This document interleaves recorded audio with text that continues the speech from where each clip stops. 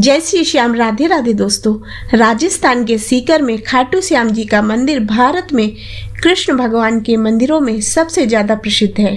खाटू श्याम जी को कलयुग का सबसे प्रसिद्ध भगवान माना जाता है। सीकर जिले में स्थित खाटू गांव में बने खाटू श्याम के मंदिर को काफी मान्यता मिलती है। ऐसा कहा जाता है कि श्याम बाबा से भक्त जो भी मांगता है वह उन्हें लाखों करोड़ों बार देते हैं। यही वजह है कि खाटू श्याम जी को लखदातार के नाम से जाना जाता है। खाटू श्याम जी का असली नाम बरवरीक है। खाटू श्याम जी घटोत्कच और नाग कन्या मौरवी के पुत्र हैं। पांचों पांडवों में सबसे बलशाली भीम और उनकी पत्नी हिडिंबा बरवरीक के दादा दादी थे। कहा जाता है कि जन्म के समय बरवरीक के बाल बब्बर शेर के समान थे, अतः उनका नाम बरवरीक रखा गया। महाभारत की एक कहानी के अनुसार बरवरीक का सिर राजस्थान प्रदेश के खाटू नगर में दफना दिया गया था, इसीलिए बरवरीक जी का नाम खाटू श्याम बाबा के नाम से प्रसिद्ध हुआ है। बरवरीक का नाम खाटू श्याम बाबा कैसे पड़ा, इसकी कहानी जानते हैं। बरवरीक बचपन में एक वीर और तेजस्वी बालक थे।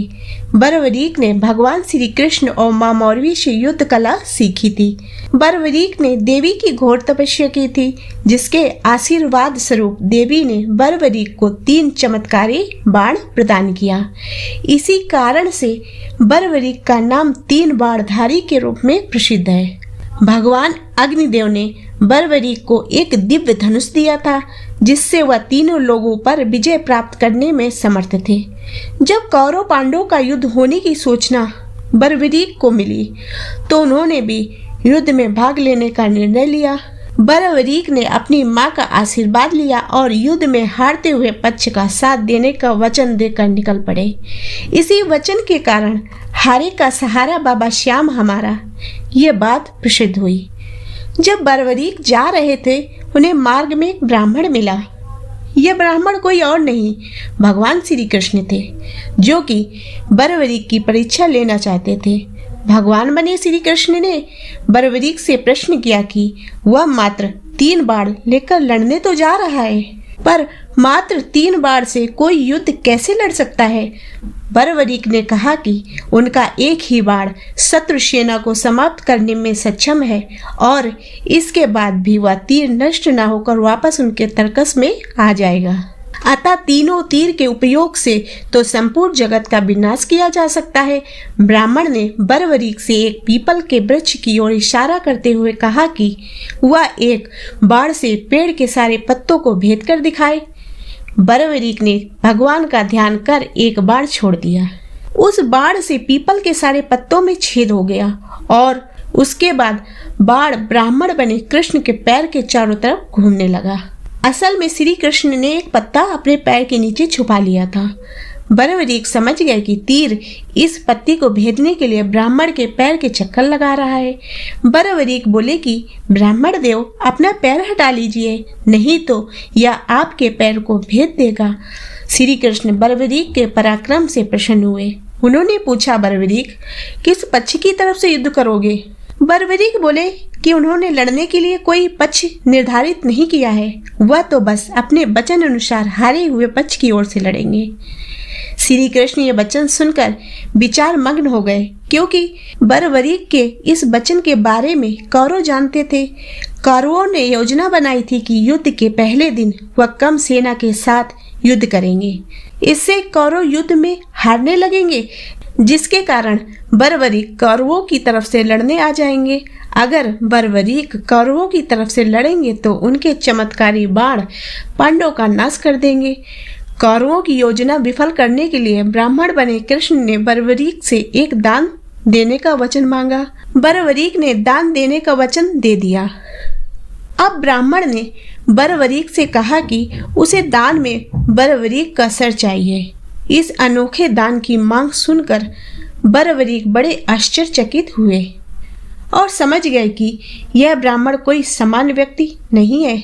बरवरीक ने प्रार्थना की, वह दिए गए वचन अनुसार अपने शीश का दान अवश्य करेंगे, लेकिन पहले ब्राह्मण देव अपने वास्तविक रूप में प्रकट हों। ब्राह्मण कृष्ण अपने असली रूप में प्रकट हुए। बरवरीक बोले कि हे देव, मैं अपना शीश देने के लिए वचनबद्ध हूँ, लेकिन मैं युद्ध अपनी आंखों से देखना चाहता हूँ। श्री कृष्ण बर्बरीक से बोले, मैं तुम्हारी इच्छा पूरी करने का आशीर्वाद देता हूँ। फिर बर्बरीक ने अपना शीश काटकर श्री कृष्ण को दे दिया। श्री कृष्ण ने बर्बरीक के सिर को अमृत से सींचकर युद्ध भूमि के एक पास पहाड़ी पर स्थित कर दिया, जहां से बर्बरीक युद्ध का दृश्य देख सके।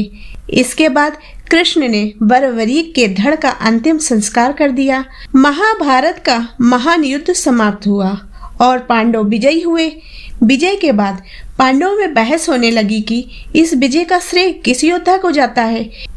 श्री कृष्ण ने कहा, जो कि बर्बरीक इस युद्ध के साक्षी रहे हैं, अतः इस प्रश्न का उत्तर उन्हीं से जानना चाहिए।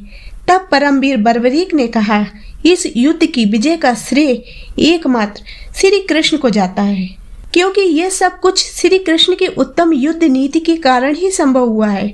विजय के पीछे सब कुछ श्री कृष्ण की ही माया है। बर्बरीक के इस सत्य वचन से देवताओं ने बर्बरीक पर पुष्पों की वर्षा की और उनके गुणगान गाने लगे।